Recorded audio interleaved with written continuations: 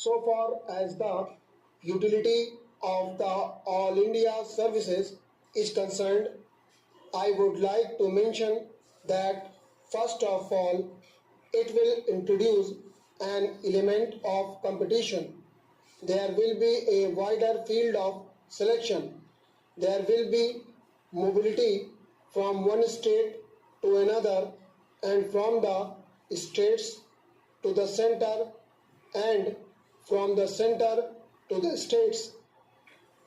These people will thus have a greater opportunity of gaining very rich experience which will be of great use not only to them but to the people with whom they have to work. I would also like to mention one more very important aspect, that of national integration. The men of the All India services, by their experience in one state, will be able to come closer to the people of the different states, mix with them well, and this will accelerate the process of national integration. This is not a small achievement through the services. If the services do not have this national approach, then it is bound to have an adverse effect on the people as a whole, because the services are in a way an element of the society and they are able to build up public opinion.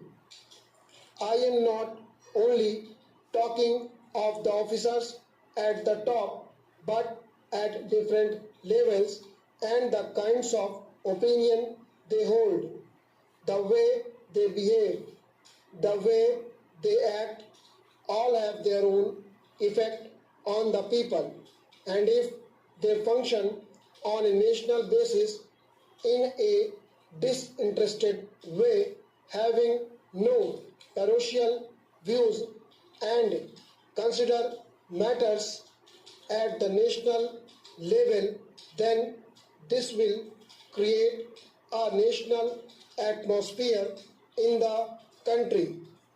So it is very important that there should be as many all India services as possible, because as I said, they are able to move about with every section of the people of the states, know their language, and they are able to bring fresh experience and fresh outlook in the different states wherever they go.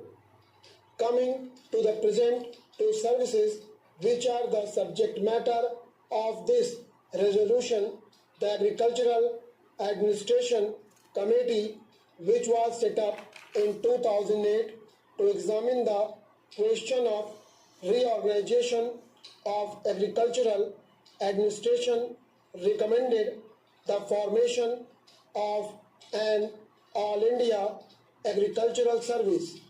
Accordingly, a schedule was drawn up by the Ministry of Food and Agriculture and circulated to the state governments on August 9, 2012. So far,